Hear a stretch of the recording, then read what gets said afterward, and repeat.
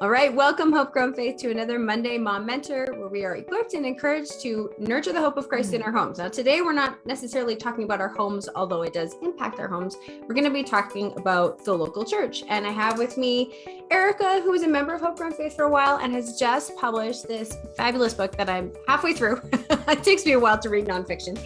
It's called Reason to Return: Why Women Need the Church and the Church Needs Women. And I just finished the section on all the reasons that we stopped going to church. And it was some pretty good, there was some pretty good stuff in here. So I'm not going to stop talking now, and I'm going to get Ericka to introduce herself. So Ericka, take it away. Tell us a little bit about you. Yeah, well, we're not talking about the home, but you can see my dirty dishes behind me. So, we're in my kitchen. So yay, normal home. Yeah, we've had some dishwasher problems. So I'm a little behind. But yeah, my name is Ericka. I live in Indianapolis, Indiana. And I first discovered Christy and her work a couple of years ago.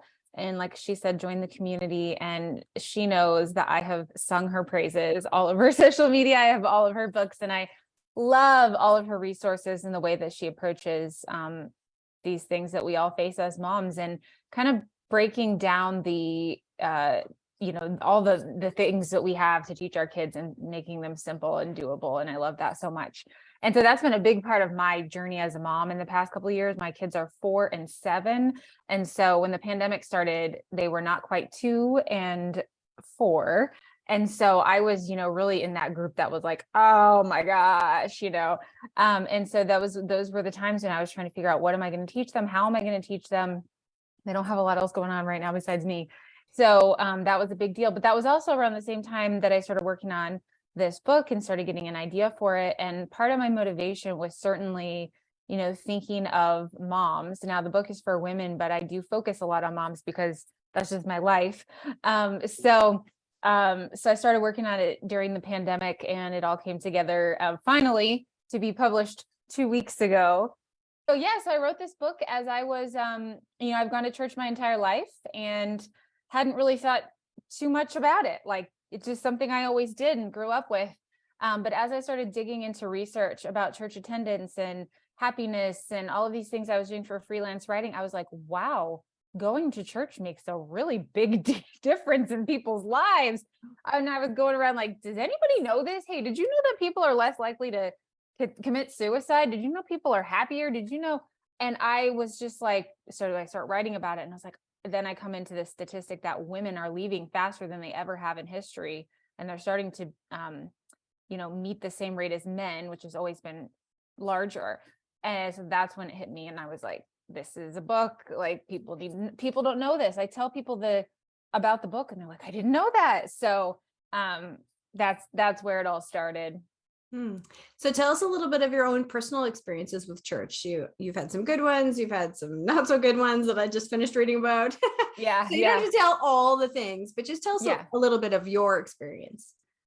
Yeah, well, I think anybody that's been in church for any amount of time probably has some bad experiences. I think we all have experienced some negativity, because that's just the nature of human beings and hanging out with them, which is what church is, just people gathering together to worship God. So like I said, I grew up in church. The first scene in the book is me at a nursing home church service with my mom, because she volunteered there. Love that so much that's where my first memory is, and this very non-traditional sort of, different kind of church, which is something I emphasize throughout. Like, you don't have to go to, the same kind of church as you've always gone to. And so I started there, and then I went to an Assemblies of God church, which is, sort of Pentecostal, charismatic. Then I moved on to non-denominational. So I was in like one church for most of my childhood. And, wrote about some of that in the book. And then I've gone to various other ones throughout, high school, college, adulthood, this and that. And so, yeah, for the most part, I have a lot of great experiences, not only with church, but with small group, going on mission trips, just smaller groups of people. That's always been big for me. But I've also experienced things that are not so great. Like, the 90s were rough, you guys. If you were fortunate enough to not experience the 90s in youth group culture, you're lucky, because there was a lot of, just the way things were taught, I think not not out of a bad intention, but just maybe misguided the ways of teaching about hell, the ways of teaching about purity culture. That's a big one for me. I don't lump myself in with folks that are like, I love the church, like purity culture ruined me. Like purity culture affected me a lot, like something I still deal with to this day, but I have never, put the blame on God for that, I guess you would say. I've really always been able to see it's like the people that were behind it. And so, but it was still traumatizing in a lot of ways. And so I dealt with that. And I've seen, I've certainly seen leaders fall. I've seen people lie. I've seen really, sort of bad things, along with everyone else who've seen like the larger pastors that have fallen. For example, just even we can all maybe recognize like when the Ravi Zacharias situation was really, mind-blowing to me. Like I still can't really comprehend it. I can't, because I really respected him, thought he was a wonderful teacher, and that's the thing, he was. And so it's very hard to reconcile sometimes that with, what our faith is. And so I've been there, and I can understand, how people have, been hurt and struggled with reconciling that with their faith. And so that's sort of my church background. I've been to mega church. I've been going to a small church for about 6 years. I love my small church. I really enjoy it, but I think there are benefits to both. You just have to sort of figure out what works for you. Mm-hmm. As you were talking, I was thinking of this movie series that we watched when I was in junior high. So I definitely was youth group in the 90s. And a lot of that stuff, I think, kind of maybe went over my head. And now I'm realizing how much that purity culture talk actually really did impact me. But I think it was more so for my sister for some reason. She's 4 years younger than me. There was more of like the whole purity ring thing. And so maybe I just missed the height of that. But we did watch this end time series in my junior high Sunday school class with like guillotining, and it was designed to scare kids into a lot of scary stuff, God, right? Like lots of that's, but I mean that's not the first time that's happened. I mean, we have like Sinners in the Hands of an Angry God by Jonathan Edwards. Like it's not the first time we've talked about hell in a way that is designed to scare people. And it's hard because it's like okay, yes, hell is real, but that, when you're introducing someone to faith, like scaring someone into being a Christian is never going to be it's never going to work, because it's not going to be a real faith. It's not going to be an authentic faith. So for me, like these days, my kids, we talk about heaven and stuff, and I wasn't sure. And maybe you've written about this, Christy, but when my son finally asked me like, so what happens to people that don't know Jesus? And I just say, we're separated from God. We're separated from God. And that, and I don't exactly know what that means, because I really don't. And so all you know is that you want to be with God in heaven forever, and you don't want to be separated from him. And that's what happens if you don't know Jesus. So I'm not going to, be like fire and brimstone. I'm not going to say that to my little kids, and it's not the thing to lead with in youth group either. It's definitely not the thing to lead with. That is true. There was this play that a lot of people, I don't know if it was like a thing in the States too. It was called Heaven's Gates and Hell's Flames. It was through the Pentecostal I remember church. that. Yeah. Okay. So it was like on a traveling circuit, because it got here in Edmonton too. But and a lot of people told me, people of my age that went to go see it, I think I was 12 when I saw it. Oh my goodness. Like that really scared me. And all I remember thinking is, I think it was the protective hand of God on me in one case, but I just saw the heaven part and I was like, I want that so much. Like, I just want to see Jesus. And so I kind of forgot about the Hell's Flames part and, just focused on the heaven part. So, I mean, God does do things. Depending on the person. Yeah, but depending on the person, more affected about the vivid scenes of hell. Like some people are going to be a lot more impacted by that. Others maybe, so it's like you really have to be careful when you're talking about it. Yeah, exactly. All right. So we've talked about some of there's so much good that happens in the local church. There is some things that have not been great because we are humans and kind of can latch onto things and make them more the gospel than the real gospel. So that might be some of the reasons why women have stopped. Can you give maybe a couple other reasons why women have just decided to stop coming to church? Yeah, I mean, I think that, the number one reason, or what it seemed to be from what I looked at, was just more like busyness, overwhelm, sort of burnout type of mentality. There's a lot of studies out there right now about women, especially moms, being burnt out on all kinds of things. And when it comes to when you're picking and choosing what to let go of, church seems to be one of the first things on the chopping block for women in America. And so more so than, people immediately, when I talk about this a lot, they'll say, oh, is it politics? And I do think certainly that politics has played into it, especially in the past 2 or 3, 4 years. But this started before that.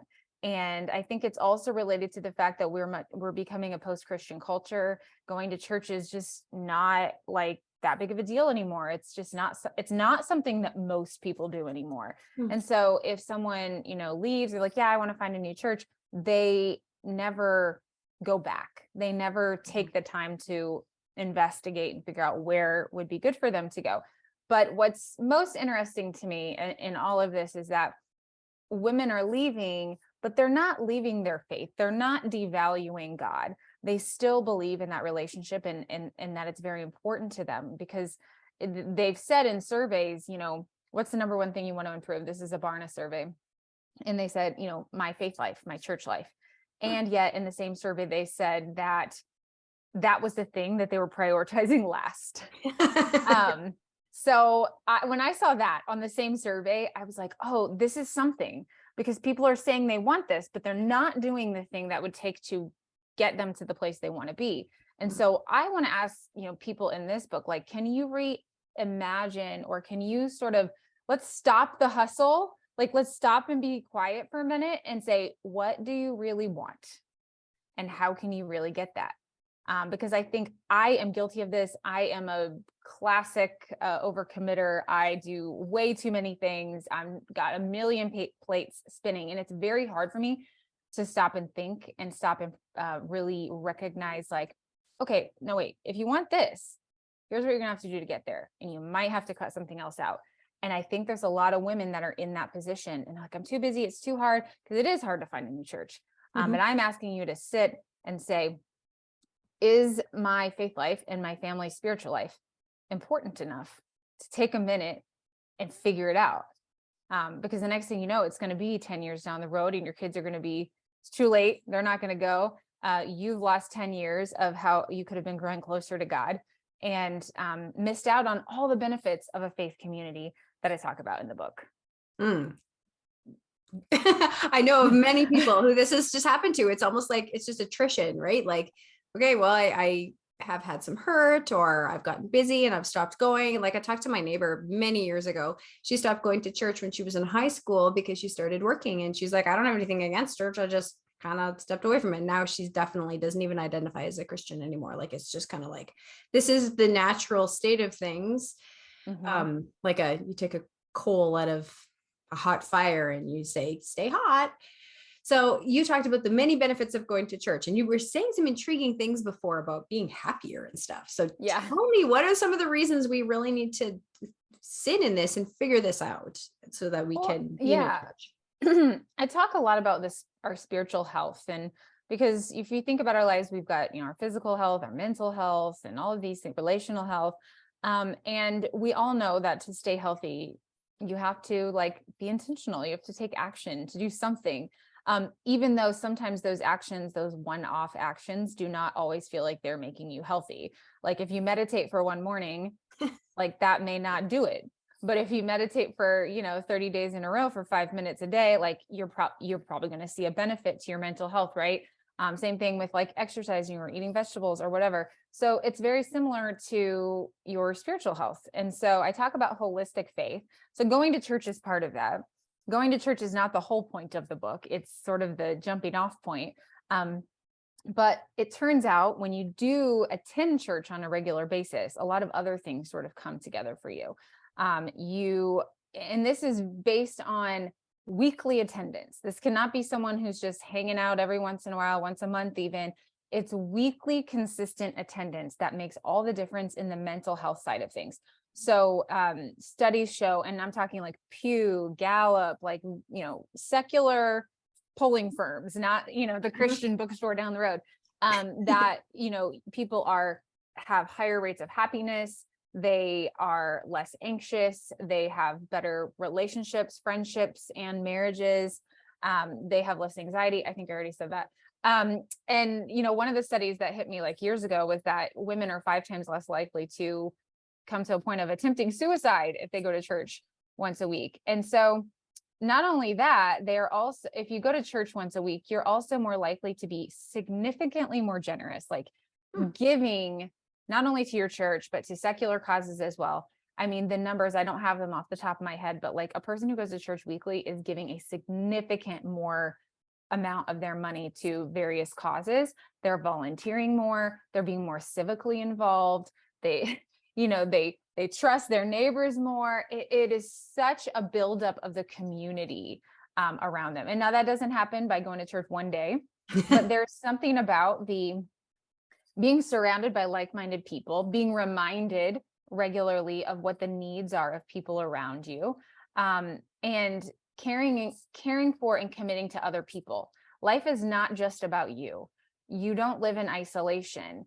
And even if you're, serving your family, but you're not part of a wider community, you still can get siloed in that. But when you're in part of a church community, you are like thinking of other people on a regular basis, that you're seeing on a weekly basis, that you're checking in with, that you're being intentional about, that you're committing to. And that is very fulfilling. It's also part of how God created us to thrive. And so the benefits are really just literally invaluable. Like going to church makes the world a better place, because it makes you better, it makes your family better, it makes your community better, your state, your country, in turn, the world. It is a outflowing that never ends. That is so interesting. So when you were first talking about things like they're giving more money and they're giving more time, I'm thinking, hold on a sec, because that's actually going to make me more busy. And that was the problem. It's too busy for church. And now I'm going to church and I'm becoming more busy. But you did also talk about that being fulfilling. And it's also like kind of commanded in the Bible. Well, yeah. And I also think that, God changes your heart and your priorities. You start going, maybe something else becomes less important. I think, a big emphasis in this whole book, as you're kind of figuring it out for yourself, is like, not everything is going to fall into place right now, but you have to take a step forward and trust that God's going to change you. It's like, God is always, as Christians, we are being sanctified. And so he changes our hearts, he changes our minds, changes our priorities and who we are. And so one step in one direction could ultimately lead you somewhere you never expected, in a good way. So. That is true. I mean, those disciples that left their work, and it wasn't, I'm sure that was an easy decision to follow Jesus. And yet, do you think they regret it? Well, maybe Judas, but yeah, right. The other ones, I'm sure they didn't regret it. They were part of something huge. And I think that's part of, we long to be part of something that's bigger than ourselves as well. Not just, me, myself, and I doing my little thing. We want to be part of something big. That's why we contribute to causes and get excited when big things come to town. I guess we want to be part of something bigger than ourselves. Yeah. And I think it really comes down to these like super big questions, like, why am I a Christian? Like, what is the point?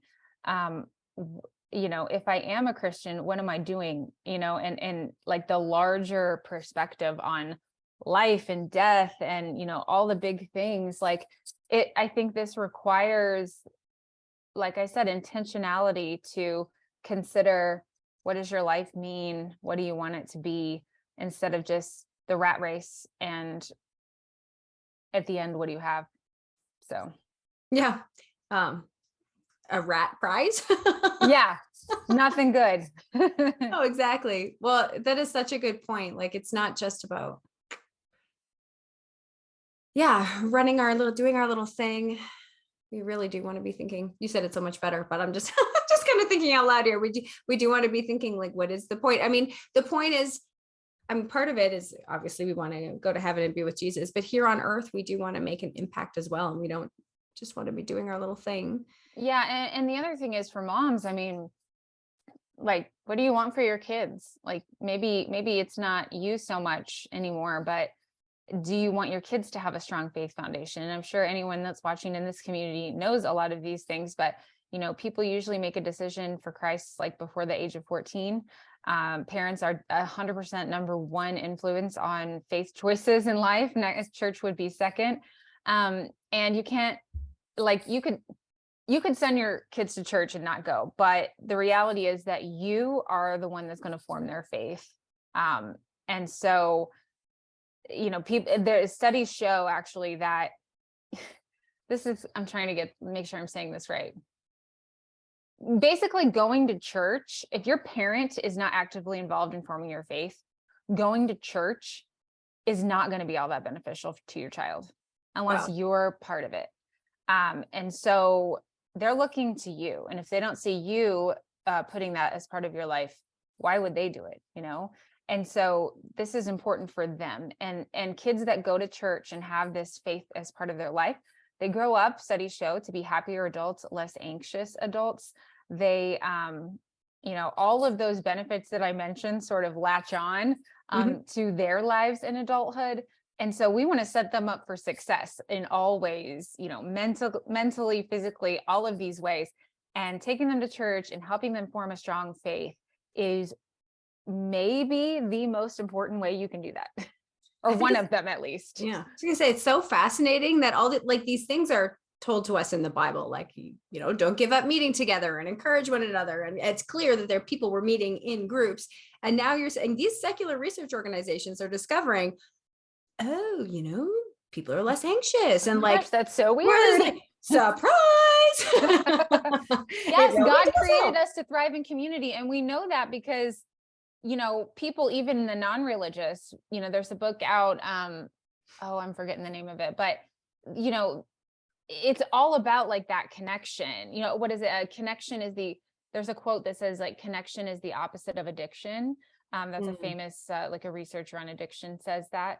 And so we can tell as human beings and image bearers, like we're imprinted with God's image, and God began in community with the Trinity.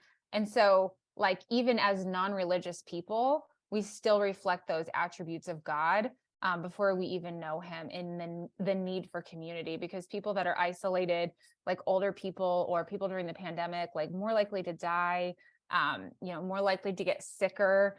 Community increases your physical health. Like it helps you repair yourself. And so it's so cool how God created us that way. And it's so obvious. Yeah, but I love it. I think it's great that you use so much of this research that's like, yep, like even these things are telling us the Bible's not missing the point. It's like social science and science, biology, like all of these psychology. Things, all of it like always ends up lining up with the Bible for the most part. Like those natural ways of human life, like because that is exactly how God made us to be. Makes sense. The things that God tells us lead to flourishing are the things that we're discovering lead to flourishing. It's such a good point. I've never really thought of it that way, but that's I was thinking about that a while back when the Bible tells us, there's so much about gratitude and contentment and living, like presenting your request to God with thankfulness. And it turns out that gratitude is huge in reducing our anxiety. And I'm like, well, Bible said it first. So it's so interesting. Yeah. Because when you see in like groups, like recovery groups, sobriety groups, things like that, all of these principles, that we learn in the Bible are there, but they're sort of a lot of times missing the main point. It's interesting because, I've been public about this. I talk about, I quit drinking. And so I've been a part of sobriety groups, and I struggle sometimes with them because they do talk a lot about the universe and, let's just call it what it is. God. Yeah. God. Right. So it's all of these things, these practices, but it's like, where did this come from? And without acknowledging the creator of those things. But interesting that secular groups use the very tenets and principles and values that we see in Christianity without realizing it. Yeah, it's like God was onto something. Is there anything else that you wanted to share that was like burning on your heart for women who are, thinking about churches right now? I mean, I think that this is something that occurred to me recently as I was writing the book, that it's like, I would like to say that it is a big decision where you decide to go to church. So if you're moving, if you're changing churches, one of the big overarching messages is, don't be afraid to try something new. The church of your past doesn't have to be the church of your future. If you don't feel it's the right place for you anymore, if you feel like God's leading you elsewhere, like don't be afraid of that, because maybe he's leading you somewhere that you are going to flourish. But also, where was my thought going on that? Hold on. Yeah. Okay. Yes. So it's an important decision. And the reason is, I think that, I've done a lot of studying on church history and like, what is the point of the church and like all the nitty gritty details. And I think a lot of times us that have grown up in the West, and maybe especially if you particularly have grown up in a non-denominational type of church, maybe you've missed some of the finer points of why we attend church or how it may work best. But when you attend church, like think of it like a family that you're committing to. It's a place that, you're going to go and try to work through the trials, and you're going to be there for people. You're going to support your pastor. You're going to be an integral part of that community. And so you do want to choose a place that you are going to fit well, and that fits your theology, and that you enjoy the people and the way it's done. And I always recommend to pick somewhere that's actually close to your house, because you're going to want to be able to get there and not have excuses. And so it does make the decision harder when you think of it so seriously. But I also think that once you do choose a church, if you are serious about choosing it, you're going to take that more seriously and take your commitment more seriously. And we need more people that are doing that, because that creates stronger churches and more accountability, which is something that we obviously need as we see certain things coming out in the news. We need more of that. We need more commitment and accountability and seriousness in how we deal with churches sometimes. So that's a little bit of a serious note, but maybe something someone could benefit from. Yeah, for sure. I think that's really important. Thanks for sharing that. So just in case you missed it before showing up now, Ericka's got way more on this topic in her book, Reason to Return, Why Women Need the Church and the Church Need Women. So Ericka, do you want to tell us where we can find this? Sure. And if anyone is interested in finding a new church, I actually created a little mini course called How to Find a New Church 101. So if you do buy the book and you just like submit your receipt, you will get that course for free, along with a bunch of other free stuff that I have on my website. So you can buy the book on Amazon or Christian Book, Barnes and Noble, Books A Million, whatever, all the places is there. But if you decide you want to get the freebies, including that course, you can just go to my website, erickaandersen.com, and then you'll find the drop down for Reason to Return, and there'll be a little spot that's like submit your receipt. And then once you do that, you'll get all that stuff via email. So I would love to have you as a reader, or if you have thoughts or questions and want to reach out, I'd love to talk with you on Instagram. I'm Ericka_Andersen, note the spelling. And Ericka with a C and a K. yes. And Andersen is with an EN. So I always have to stipulate that. But otherwise, yeah, I hope you enjoy it. And I think it's a book for Christians that are solid in their faith, that want to learn more about the church, but also for anyone that maybe feels like they need a change, or they've struggled in the past, whatever it may be. It covers a lot of bases. Well, thanks so much for taking the time to be here with us today, Ericka. Thank you.